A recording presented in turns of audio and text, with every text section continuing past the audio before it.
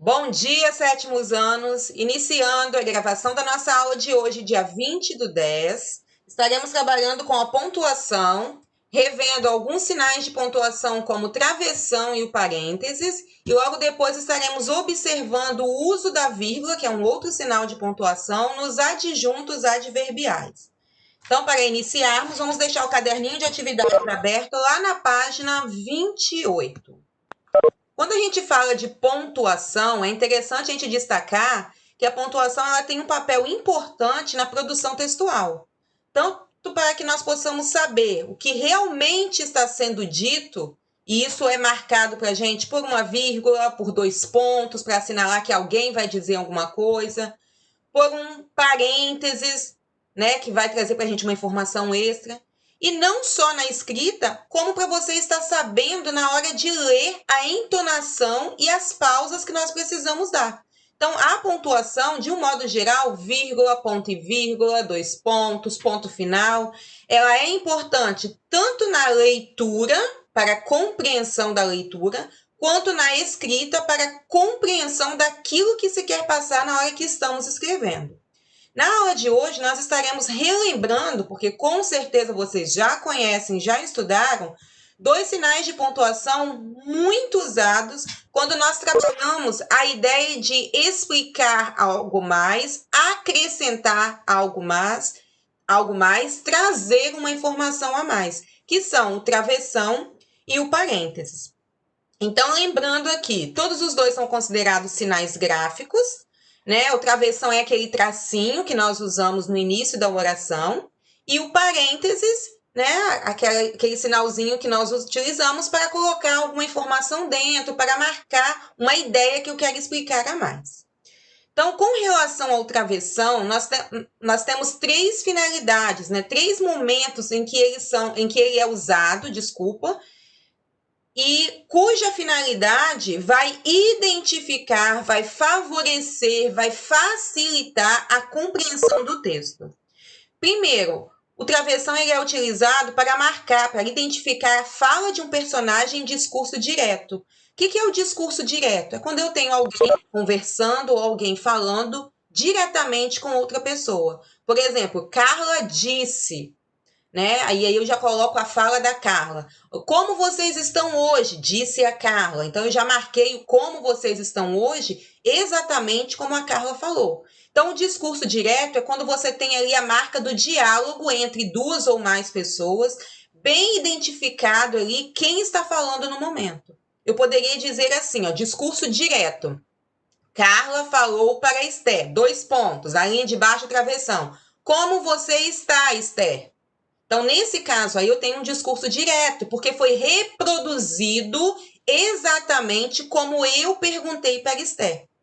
E o discurso indireto é quando você reproduz a fala sem identificar a pessoa. Por exemplo, Carla perguntou a Esther como ela estava.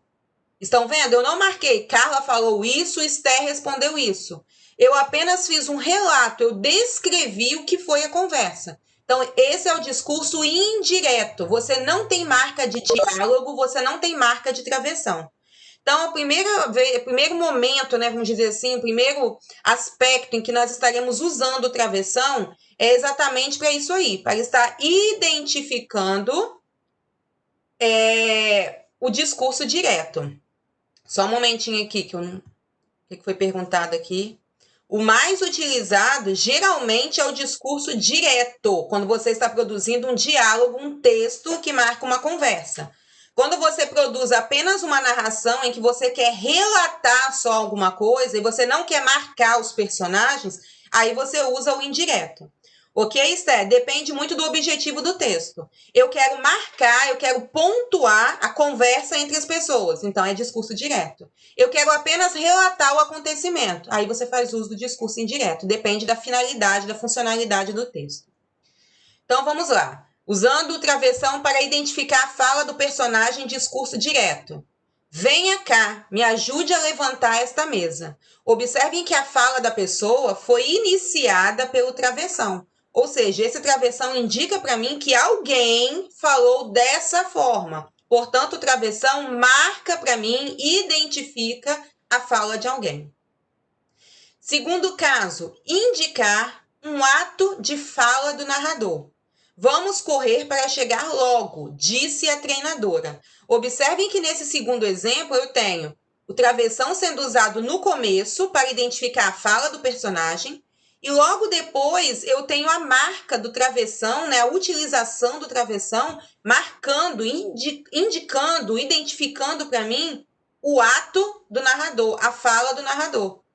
Vamos correr para casa logo, disse a treinadora. É como se eu estivesse usando a travessão para separar a fala de alguém e a identificação de quem falou. Por exemplo, travessão, como vocês estão? Aí faço a interrogação e lá no final coloco o travessão marcando quem fez a pergunta. Eu. Então, como vocês estão? Travessão de novo, disse, né? Perguntou Carla. Então, esse disse ou perguntou, ele está identificando para mim quem realizou a pergunta anteriormente. Se eu quero só marcar uma pergunta, então coloco o travessão só no começo. Travessão, que horas são? Fiz apenas uma pergunta. Como eu sei que alguém fez essa pergunta, o travessão está lá no começo, identificando o início da pergunta, identificando a fala de alguém, identificando o discurso direto.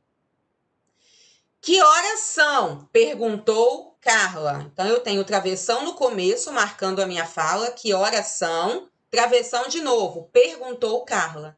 E observem que o travessão, como acontece aqui, ele fica marcando a fala da pessoa. Ele identifica o começo da fala do narrador e ele marca o final da fala do narrador, para depois identificar quem está falando. Então, eu posso usar o travessão tanto para o início do discurso direto, como posso estar utilizando o travessão para identificar quem está fazendo a pergunta, o ato da fala, como aconteceu aqui, ó, disse a treinadora. O terceiro caso em que nós podemos utilizar o travessão é quando eu quero delimitar, né, marcar, identificar um adendo ou um comentário intercalado no texto. O que é um adendo? É uma informação a mais. Vamos supor que eu produzi um texto e está faltando uma informação. Então, você faz um adendo. É uma ideia de complemento. Alguém produziu um documento e faltou alguma coisa. Então, lá embaixo, ou numa próxima página, ou numa próxima publicação, você vai fazer um adendo, ou seja, você vai completar o que ficou faltando. Então, quando eu quero fazer esse adendo ou intercalar uma informação dentro do texto, eu também uso o travessão. E aí é interessante destacarmos que nós usamos 2 travessões quando a informação está intercalada. Intercalada marcado entre, né? Então, eu tenho assim, as crianças de 0 a 2 anos devem estudar em salas adaptadas. Por que eu usei esses travessão aí para identificar, para marcar para mim de 0 a 2 anos? Porque eu intercalei um comentário. Se eu dissesse para vocês, as crianças devem estudar em salas adaptadas. Tá, vocês entenderam. Mas eu quero acrescentar alguma coisa a mais. Eu quero fazer um complemento. Quais crianças? Todas? De que faixa etária? Então, o que eu fiz aí? Eu acrescentei uma informação, deixando entre parênteses a informação de 0 a 2 anos. Então, o travessão também é usado para identificar, para marcar esse adendo ou comentário. Então, lembrando, eu tenho 3 casos, né, 3 momentos, 3 ocasiões em que eu posso usar o travessão. Para marcar o discurso direto, que seria o início do diálogo, para marcar para a gente a fala do narrador, né, no caso aí o ato de fala, identificar quem realmente está falando. E o terceiro caso, para estar marcando para a gente um adendo ou a inserção de um comentário extra. Ok, pessoal? Até aqui? Com relação ao travessão? Ok. E o parênteses? Muitas vezes a gente observa que, em alguns casos, parece que eu posso usar tanto travessão quanto parênteses. Mas o parênteses tem a mesma função que o travessão em todos os momentos? Não. É verdade, em alguns momentos a gente pergunta ou a gente fica na dúvida, dá para usar os dois? Isso acontece sim, em uma ocasião. Qual é, na verdade, a função do parênteses? Primeiro, ele é usado muito para informar uma fonte bibliográfica. Quando você pesquisa alguma coisa e você vai identificar em que livro você pesquisou, de qual jornal você retirou, quem é o autor daquele texto. Então, você marca entre parênteses a referência, que é o que nós chamamos de fonte bibliográfica. Muitas vezes eu pego um texto e ao invés de eu identificar o livro todo, eu marco só ou identifico, né, só o último sobrenome do autor. Vamos supor, meu nome Carla de Paula Santos Poubel. Então eu tenho aí um nome e 3 sobrenomes. E aí eu escrevi um livro, né, vamos supor, e alguém fez a citação. Na hora de identificar, não preciso colocar entre parênteses o nome todo. Você pode pegar o último nome, que seria o último sobrenome. No meu caso, Poubel. Então, coloca tudo em letra maiúscula e identifica que esse texto pertence a Poubel e o ano em que foi feito. Como aconteceu nesse exemplo aqui, ó. Foi retirada uma citação da Constituição Federal. E aí nós temos aqui, de acordo com a Constituição, é dever do Estado assegurar educação às crianças e aos adolescentes em idade escolar. De onde foi tirado isso? Tá vendo? Constituição Federal do Brasil, então foi identificado porque não é um autor, são várias pessoas que participaram da produção da Constituição Federal. Então nós temos aí vários autores, portanto é identificado Brasil, né, que foi o país responsável pela produção dessa Constituição, e o ano 1988. Eu poderia ter ali Antônio Pereira, então eu identificaria Pereira 2018. Ou seja, a citação foi tirada de uma obra de Pereira. E quem é esse Pereira? Antônio Pereira e mais alguma coisa que a gente poderia estar identificando. E o ano em que ele produziu essa obra. Então, o primeiro caso em que nós usamos o parênteses é para identificar a fonte bibliográfica. Segundo caso, eu posso sim usar o parênteses para substituir o travessão. Por quê? Porque ele também é usado para se fazer uma ressalva ou ponderar alguma informação no texto. Exemplo, comprei todas as frutas da lista de compras. Tá, mas quais frutas você comprou? Então, eu quero acrescentar essa informação. Eu quero identificar quais foram as frutas que foram compradas. Comprei todas as frutas. Abri o parênteses para citar quais. Maçã, mamão, acerola. Fechei o parênteses porque eu já identifiquei todas as frutas da lista de compras. Então, nesse caso aqui, se eu quisesse retirar o parênteses e colocar o travessão, também funcionaria. Por quê? Porque se nós observarmos aqui, o terceiro caso de uso do travessão diz para mim que é quando eu quero utilizá-lo para marcar um adendo ou um comentário intercalado, ou seja, uma informação a mais, que foi o que aconteceu aqui.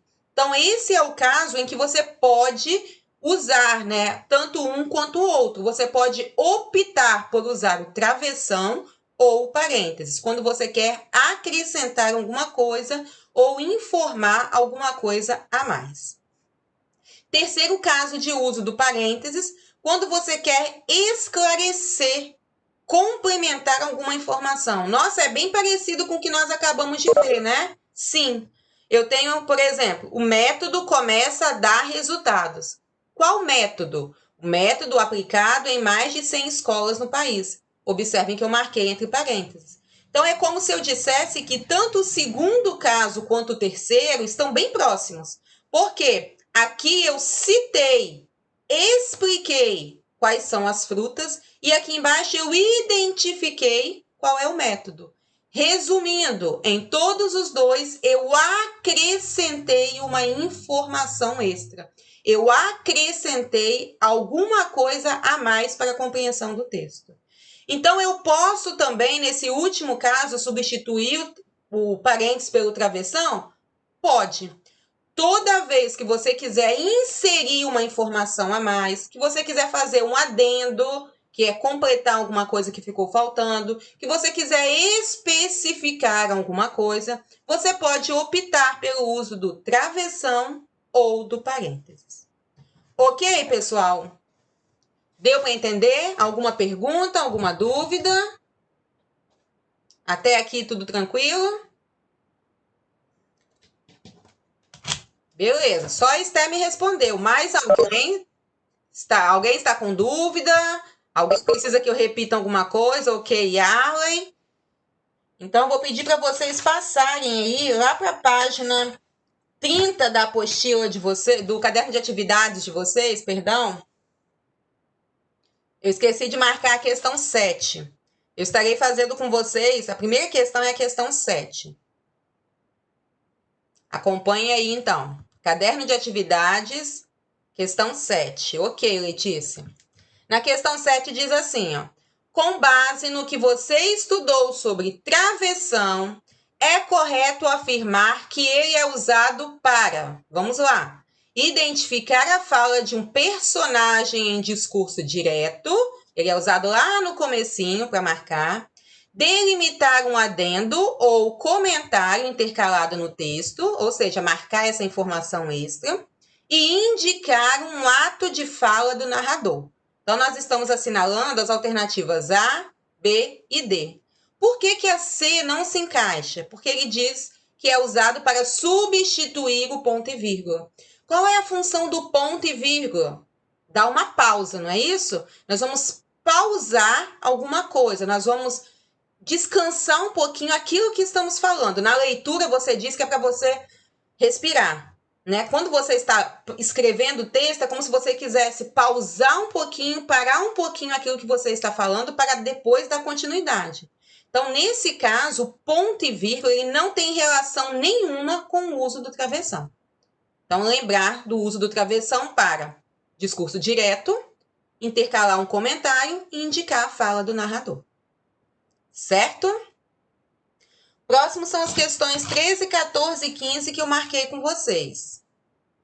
Então, vamos lá. Questão 13. Quais das funções a seguir podem ser desempenhadas pelo parênteses? E aí nós assinalamos, vamos assinalar. Letra C, informar uma fonte bibliográfica, ou seja, marcar quem falou aquilo, de onde foi tirado. E letra D, substituir o travessão em um comentário, ressalva ou ponderação inserida no texto. Então, nós assinalamos as alternativas C e D. Por que eu não vou assinalar as alternativas A e B? Na letra A diz que o parênteses, pode ser usado para delimitar trechos citados textualmente. Qual é o sinal de pontuação que nós usamos para marcar quem está falando no momento? Os dois pontos, para marcar aquilo que está sendo falado. Delimitar o trecho citado. Antônio falou, então eu coloco os dois pontos, tá? Entenderam aí, pessoal? O Yarla e quem foi outra pessoa que comentou, a Betânia, eu uso os dois pontos para delimitar o momento em que a pessoa está falando.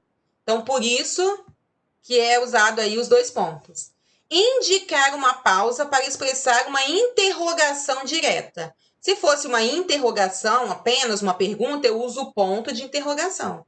Como eu quero fazer uma pausa, eu uso uma vírgula. Se eu quisesse fazer uma pausa mais longa, ponto e vírgula. Então, observem que é uma pausa para dar continuidade. Então, é uma pausa rápida, portanto, é uma vírgula. Então, só lembrando, a letra A está errada porque ela faz referência aos dois pontos e a letra B está errada porque faz referência à vírgula, que é usado como pausa aí. Certo? Questão de número 14. Explique por que os parênteses poderiam substituir o travessão na oração abaixo. Essas cenas fizeram parte da estratégia, né? Não vou nem ler aí não, de Bradford, centro da Inglaterra, para, em cerca de 6 anos, sair da lanterna do ensino britânico e entrar para o grupo de escolas com maior progresso no aprendizado em sua faixa etária. A escola abriga crianças de 2 a 11 anos. Observem que nós temos aqui o parênteses, que foi usado logo depois de Bradford, marcando o centro da Inglaterra. E lá no final eu tenho maior progresso no aprendizado em faixa etária. E depois eu tenho um travessão e eu tenho a informação. A escola abriga crianças de 2 a 11 anos. A pergunta é, por que eu poderia estar utilizando aqui o travessão, o parênteses, para estar substituindo esse travessão? Se vocês observarem lá no finalzinho, quando foi usado o travessão, é como se eu quisesse estar demarcando, identificando como é essa escola. Aqui em cima, o parênteses foi usado apenas para explicar, né? Onde fica esse Bradford aí, essa academia, que é o centro da Inglaterra. Então, ali foi só uma informação. Lá no final, nós temos o seguinte, a informação continua, a explicação sobre essa academia continua. Sair da lanterna do ensino britânico e entrar para o grupo das escolas com maior progresso no aprendizado em sua faixa etária. Tá, mas qual é a faixa etária específica? Então, agora nós vamos especificar, nós vamos inserir uma informação a mais. A faixa etária específica da escola é crianças de 12 a 11 anos. Então, nesse caso aqui, eu usei o parênteses para substituir esse travessãozinho que apareceu aqui com o objetivo de marcar, de identificar a faixa etária da escola. Olha só, eu estou vendo aqui os comentários do bate-papo, vocês estão confundindo aqui. Nós vamos substituir esse parênteses que está aqui embaixo pelo travessão, tá bom? É isso que é para ser feito. Aqui em cima eu tenho o parênteses, ele está correto. Né? Esse centro da Inglaterra está explicando onde fica a escola, o que é essa escola. Ok. O que nós vamos fazer é pegar esse travessãozinho que está aqui embaixo e substituir por um parênteses. Ok? É porque eu estou acompanhando aqui as respostas no bate-papo, no chat, só para quem estava confuso.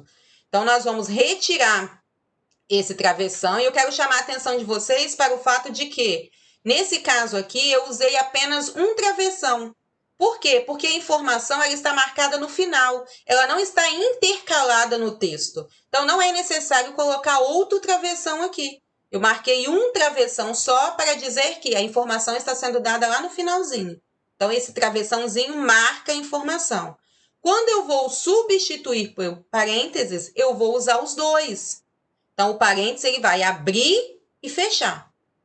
Deu para entender, pessoal? Então, nós vamos fazer o seguinte. Em sua faixa etária, parênteses, a escola abriga crianças de 2 a 11 anos. Fechei com parênteses de novo. Por que que nós substituímos? Porque, nesse caso, tanto o travessão quanto o parênteses podem ser usados para esclarecer a faixa etária da escola, para explicar a idade das crianças dessa escola. Então, qualquer um dos dois sinais de pontuação estariam indicando para a gente essa informação extra. Ficou claro? Alguma dúvida? Ok? E a última, que a gente havia combinado de responder, é a questão 15. Insira parênteses com a função de esclarecer algo ou complementar alguma informação. Observem que agora nós temos toda a informação dada na oração, mas nós vamos usar o parênteses em algum lugar que faça com que essa informação se torne uma informação extra, se torne uma informação adicional. Por exemplo, na letra A, as crianças recortam e montam formas geométricas de tangram, o quebra-cabeça chinês. Observem que o quebra-cabeça chinês ele é uma explicação sobre o que é o tangram. Então, o que nós vamos fazer? Colocar essa informação aqui entre parênteses. É uma questão bem simples, mas é só para vocês observarem que a explicação, a informação a mais, ela será colocada entre parênteses. E observem ainda que a vírgula foi retirada. As crianças recortam e montam formas geométricas de tangram. Abrindo parênteses, o quebra-cabeça chinês, fechei o parênteses para marcar a informação. Ok? Letra B. As crianças escutam músicas clássicas de Beck, Handel, Vivaldi, Beethoven e Chopin. Aí eu tenho os tipos de músicos, né, de músicas, a quem pertencem as músicas, e aí eu vou identificar que Beck, Handel, Vivaldi, Beethoven, Chopin são os músicos, né, que participam desse grupo seleto de músicas clássicas. Então, eu coloco da seguinte forma: as crianças escutam músicas clássicas. De quem? Abriu parênteses, Beck, Handel, Vivaldi, Beethoven, Chopin, fechei parênteses. Mais uma vez, a vírgula foi retirada, apesar de que não aparecia aqui, né? A vírgula, nesse caso, ela só foi mantida para separar as pessoas que eu citei. Nem apareceu o vírgula aqui antes. Então, ela foi mantida porque eu estou separando as pessoas. Como a gente viu lá dentro, né, no conteúdo, as frutas que foram compradas. Morango, vírgula, uva, vírgula. Então, você vai citando, por isso você usa a vírgula. Letra C. As crianças fazem exercício de matemática. Aqui já apareceu a vírgula. As crianças fazem exercícios de matemática, vírgula. Contas de multiplicação, divisão, adição e subtração.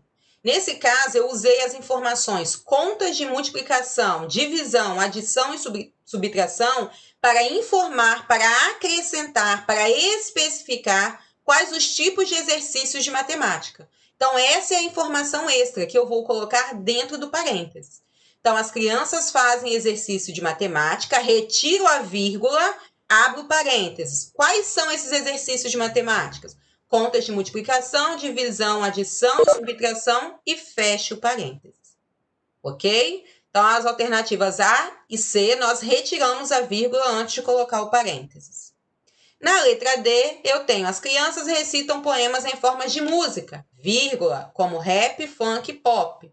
Então, observem que eu citei os tipos de músicas, não são quaisquer músicas, são as músicas rap, funk, né, desse estilo, e pop. Então, eu vou utilizar o parênteses para identificar, para marcar quais são as músicas. As crianças recitam poemas em forma de música, retiro a vírgula também, abro parênteses e cito quais são as músicas, rap, vírgula, funk e pop, fecho parênteses. É uma questão bem simples, mas é para mostrar para vocês como que a informação extra ela precisa aparecer entre parênteses. Ou, se você quisesse também usar o travessãozinho, né? E aí você não usaria 2 travessões, usaria só um. Mas nessa atividade foi pedido para usar o travessão. Ok, pessoal? Alguma dúvida, alguma pergunta? Tranquilo até aqui? Todo mundo acompanhou aí, correção? Beleza, então. Então, agora eu vou pedir para vocês acompanharem comigo, passando lá para a página 33 da apostila de vocês, que é a pontuação nos adjuntos adverbiais. O adjunto adverbial foi o último conteúdo que nós estudamos. E eu comentei com vocês o seguinte, o adjunto adverbial, na verdade, ele é uma espécie de advérbio. O que é o advérbio? O advérbio é aquela palavrinha, aquele elemento que aparece na oração, modificando o verbo, o adjetivo ou até mesmo o próprio advérbio. Isso é análise morfológica. O que é análise morfológica? Substantivo, adjetivo, artigo, verbo, são 10. E análise sintática é quando eu faço a identificação dos elementos que formam a oração, como sujeito, predicado e os demais elementos. E o adjunto adverbial, ele é o advérbio na análise morfológica. Qual é a função do adjunto adverbial? Ele é utilizado para marcar uma informação extra, ou seja, ele na verdade acrescenta alguma coisa. A gente diz que o advérbio ele demonstra uma circunstância. Carla chegou tarde. Esse tarde que apareceu aí, ele é um advérbio que acrescentou à oração uma circunstância de tempo. Eu não só cheguei, como eu cheguei tarde. Então, isso é o advérbio. O advérbio ele acrescenta uma informação, uma circunstância. Voltando, então, Carla chegou, você tem a informação, mas eu quero acrescentar uma circunstância. Carla chegou tarde, acrescentei uma ideia de tempo. Carla chegou sozinha. Carla chegou com a mãe. Agora eu acrescentei uma ideia de companhia. Carla chegou cansada. Agora eu acrescentei uma ideia de modo, como eu cheguei. Então, essa é a função do advérbio, que vai funcionar na análise sintática como adjunto adverbial. Então, vamos lá. Ana chegou tarde. Então, Ana chegou, numa bela manhã de domingo. Perdão, falei o mesmo exemplo. Ana chegou numa bela manhã de domingo. Observem que se eu só dissesse para vocês Ana chegou, vocês conseguem entender a mensagem, vocês conseguem compreender. Mas eu quero acrescentar alguma coisa. Então, eu digo que Ana chegou quando? Numa bela manhã de domingo. Essa expressão aqui, ela é para a gente uma locução adverbial, porque ela tem a ideia para a gente de um advérbio, ou seja, uma circunstância de tempo, e ela é também um adjunto adverbial, porque na análise sintática é um adjunto adverbial, ó. Sujeito, verbo, adjunto adverbial, não é isso? Ana, sujeito, chegou é o nosso verbo, chegou em algum momento. Então, marquei ali o momento, que seria o tempo, adjunto adverbial, numa bela manhã de domingo. Então, só para vocês estarem lembrando que o adjunto adverbial, na verdade, ele é também o próprio advérbio. E como funciona a pontuação? Como o adjunto adverbial é uma informação extra, nós podemos colocá-lo em 3 lugares diferentes numa oração. Por isso que a gente diz que é adjunto adverbial deslocado. Qual é a ordem direta que nós conhecemos? Primeiro o sujeito, não é isso? Depois o verbo e o complemento. Essa é a ordem direta da oração. Como aconteceu na primeira, ó.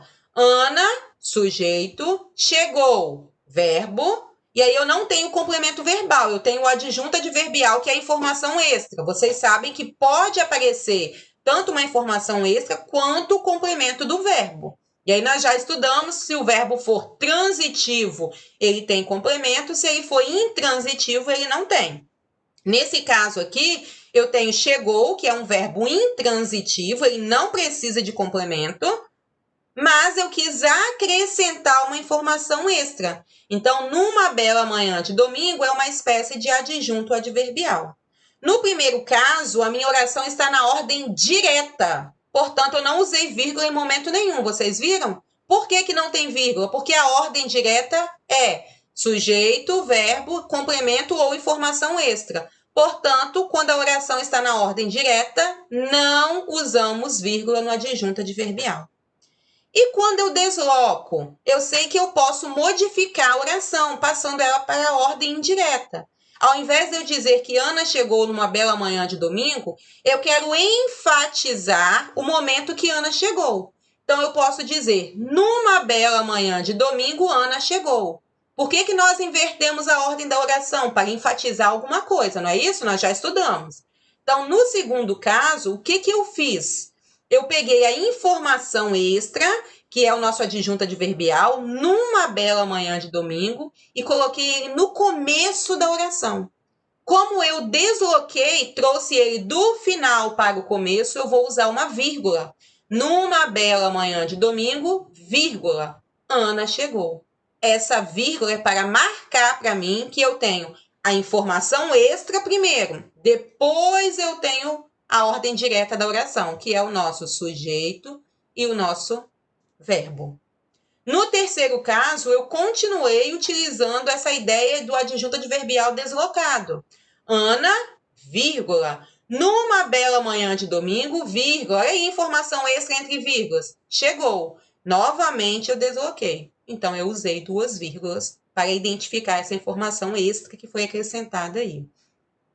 Resumindo, quando eu tenho o adjunto adverbial na ordem direta, não uso vírgula. Estão vendo? Apareceu lá no final da oração. Ordem direta, não uso vírgula.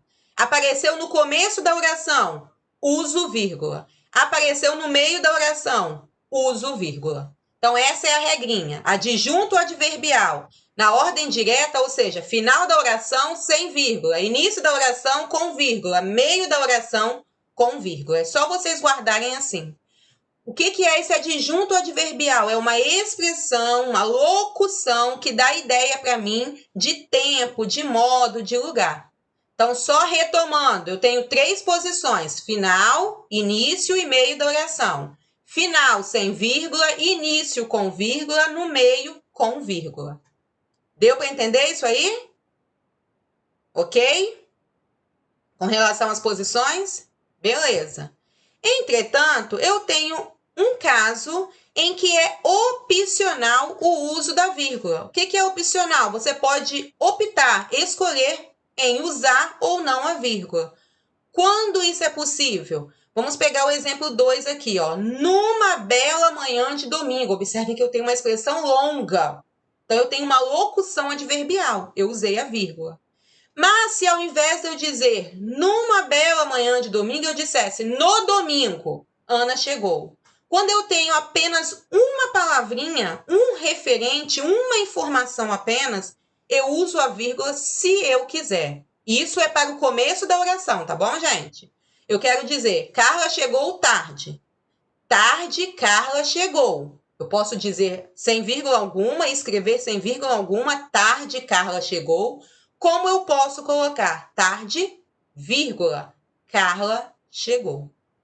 Então, é opcional no começo da oração, quando ao invés de você ter uma expressão longa, você tem apenas uma palavrinha. Deu para entender isso aí? Ok? Alguma pergunta, alguma dúvida? Eu gostaria de estar fazendo algumas questões com vocês, mas não vai dar tempo. Então, eu vou pedir para vocês passarem só para a questão 6, que se encontra na página 35, só para eu poder estar fazendo algumas considerações com vocês. Na questão 6 da página 35, é pedido para a gente fazer o seguinte: reescreva as orações mudando a posição do adjunto adverbial. Como assim? E aí eu vou retomar um pouquinho a explicação que nós estávamos tendo aqui. Quando eu quero mudar a posição do adjunto adverbial, eu vou me lembrar o seguinte: o adjunto adverbial, na ordem direta, ele deve sempre aparecer no final da oração. Quando eu coloco ele no início, como aconteceu aqui na questão 2, né, no exemplo 2, ou no meio, eu estou mudando a posição, eu estou deslocando o adjunto adverbial. Então, quando for pedido para vocês modifique a posição, é isso aí. Lembrar que a posição correta dele é sempre no final. Quando eu coloco ele no início ou no meio da oração, eu estou modificando a posição. Deu para entender, pessoal? Alguma pergunta, alguma dúvida? Não? Então, aguardem só um momentinho, vou estar encerrando.